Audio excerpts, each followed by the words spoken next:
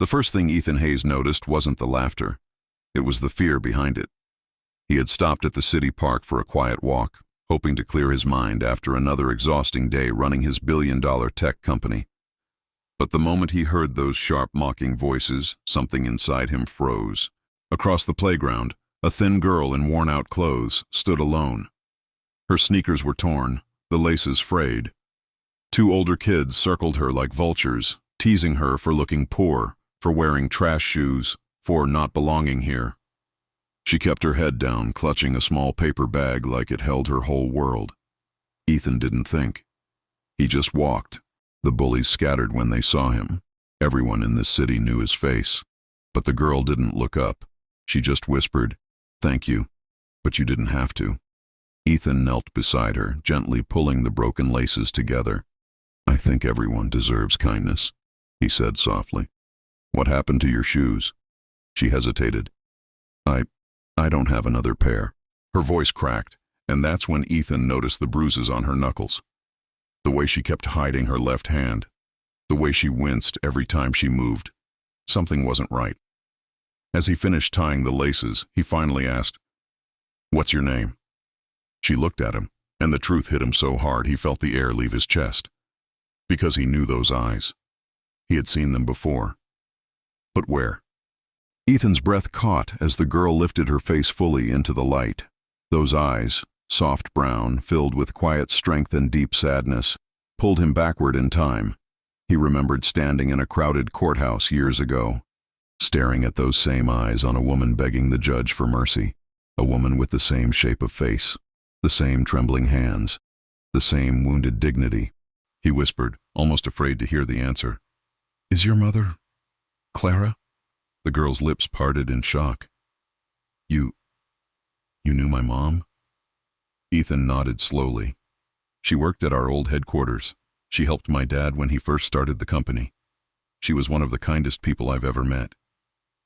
Tears gathered in the girl's eyes, sparkling like tiny diamonds.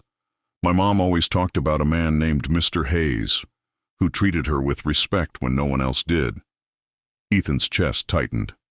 Clara had disappeared from the company years ago after a tragic accident. He remembered trying to find her, but she'd never returned. And now here was her daughter, being bullied in a park, wearing broken shoes, holding onto a paper bag as if it was survival itself. "What's in the bag?" he asked gently. She clutched it closer. "Just dinner for my little brother. Mom's working late at the restaurant. I walked here because I didn't want him to go to sleep hungry." The simplicity, no complaints, no bitterness, stabbed Ethan straight in the heart. This child wasn't just surviving. She was carrying her family on those tiny shoulders. He straightened up. "Come on," he said softly. "I'm taking you home." She hesitated. "But why?" Ethan smiled. Not the billionaire smile people saw on magazine covers, but something real. "Because your mom once helped build my future. Now it's my turn to help build yours." The walk to her home felt heavier with every step. The girl, Lily, kept glancing at him like she wasn't sure if this was real. Ethan noticed how she always walked slightly behind him, as if she'd spent her whole life trying not to take up space. When they reached a small, aging apartment building, Lily paused at the door. "Please, don't tell Mom I was bullied," she whispered. "She already works so hard. I don't want her to worry." Ethan knelt again, this time looking at her eye level. "Lily, keeping pain inside doesn't protect the people we love. It only makes you carry more than you should." Before she could answer, the apartment door opened. Clara stood there, older, thinner, exhaustion clinging to her like a shadow. But those same eyes widened the moment she saw Ethan. "Mr. Hayes," she breathed. "Is that really you?" Ethan felt a surge of guilt. "Clara, I never stopped wondering what happened to you." Her voice wavered. "Life happened. After the accident, I couldn't keep up. I didn't want anyone's pity."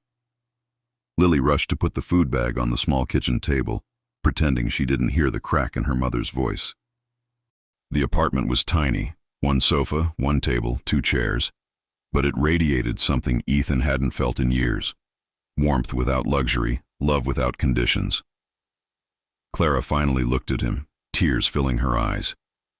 "Ethan, why are you here?" He glanced at Lily, then back at Clara. "Because your daughter was alone in a park tonight. She deserves more. You deserve more." Clara's hand trembled. "We're doing the best we can."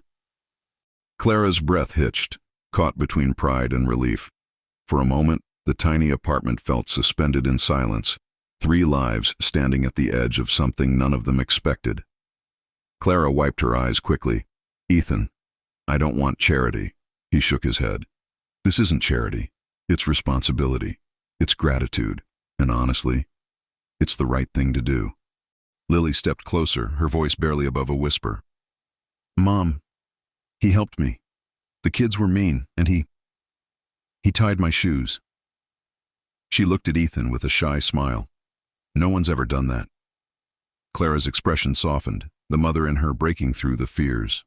"Lily, sweetheart, you should have told me." "I didn't want to make you sad," Lily said. Her words, so gentle, so protective, hit Ethan like a wave. He had spent years surrounded by people chasing wealth, status, attention. And here was this little girl whose greatest worry was hurting her mother's feelings. Ethan spoke carefully. "Clara, you once helped my father when he had nothing but a dream. You made sure our employees felt valued. You believed in people. So let me believe in you the same way." Clara's shoulders finally dropped, the weight lifting. What do you want to do?" "First," Ethan said, "Lily gets new shoes, new clothes, school support, whatever she needs." Lily's eyes widened in disbelief. "Second," he continued, "I want to offer you your job back, a better position, flexible hours, benefits, a chance to rebuild, together." Clara covered her mouth as tears spilled freely. "Ethan,